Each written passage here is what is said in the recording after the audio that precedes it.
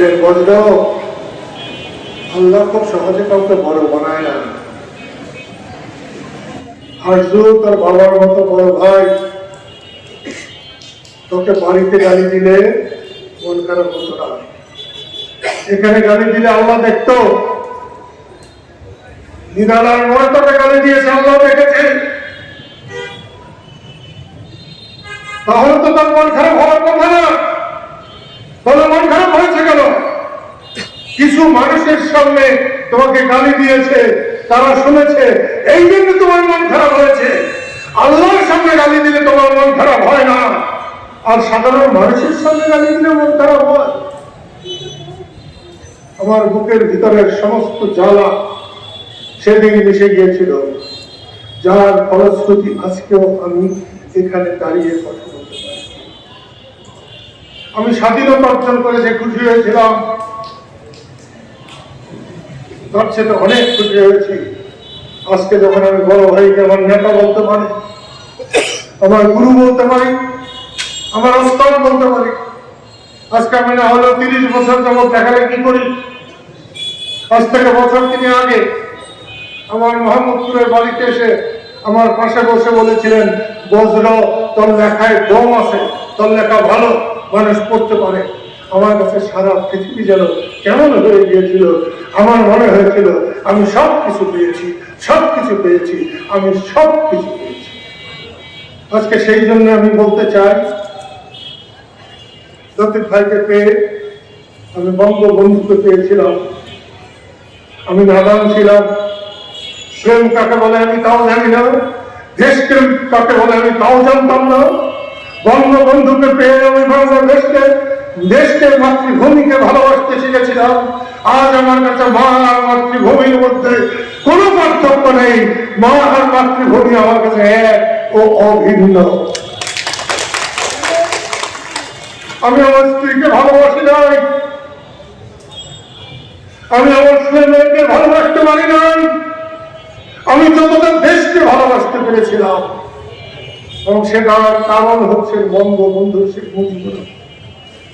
আমি যতদিন বেঁচে থাকবো বঙ্গবন্ধুকে বুকে লালন করে বেঁচে থাকবো।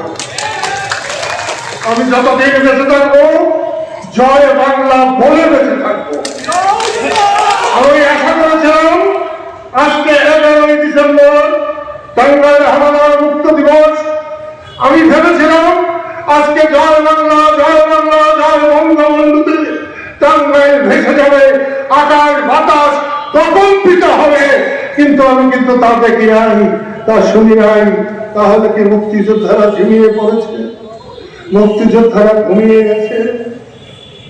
আজকে মুক্তিযোদ্ধাদের আরেকটি দল, তারা 11ই ডিসেম্বর হানাদার মুক্ত দিবস পালন করেছে শহীদ মিনারে। আমি তাদের ধন্যবাদ জানাই, আমি তাদের ধন্যবাদ জানাই। একটা কেন, 100টা পালন করব, কিন্তু আমাদের নেতা এক, নীতি এক, দেশ এক, স্বাধীনতা এক, এখানে কোনো ভিন্নতা নাই। আমি বঙ্গবন্ধু শেখ মুজিবুর রহমানের নেতৃত্বে মুক্তিযুদ্ধ করেছি। বাংলাদেশের একজন শ্রেষ্ঠ মুক্তিযোদ্ধা জিয়াউর রহমান বীরুত্তম, তিনি বঙ্গবন্ধুর নেতৃত্বে মুক্তিযুদ্ধ করেছেন। বঙ্গবন্ধুর সরকার আমাকে বীরুত্তম বেতন দিয়েছে, বঙ্গবন্ধুর সরকার জিয়াউর রহমানকে বীরুত্তম বেতন দিয়েছে। এইখানে কোনো ভিন্নতা নাই।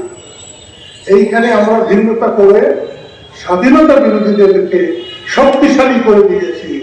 জামাত ইসলামকে আমরা শক্তিশালী করেছি। ক্ষমা না চাইলে স্বাধীনতা যুদ্ধে তারা যে অন্যায় করেছে, যে অবিচার করেছে, মা বোনের সম্মান ধ্বংস করেছে, সেটা ক্ষমা না চাইলে তাদের বাংলাদেশে কথা বলারও সুযোগ থাকার কথা ছিল না।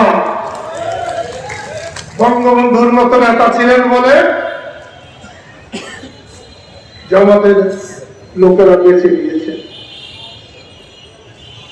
স্বাধীনতা যুদ্ধের পর টাঙ্গাইলে যদি রাজাকার মারা যেত, স্বাধীনতা বিরোধীরা মারা যেত, তাহলে আমি সাদা দিনে কথা বলতে পারতাম না। স্বাধীনতার পর একটি মানুষও তারা তাদের জীবন নিয়ে শঙ্কা বোধ করে নাই। প্রত্যেকটা মানুষ নিরাপদ বোধ করেছিল। সরকার এবং রাষ্ট্রের দায়িত্ব যাদের, তাদের কাজ হলো শত্রু ও মিত্র প্রত্যেকের নিরাপত্তা দেওয়া।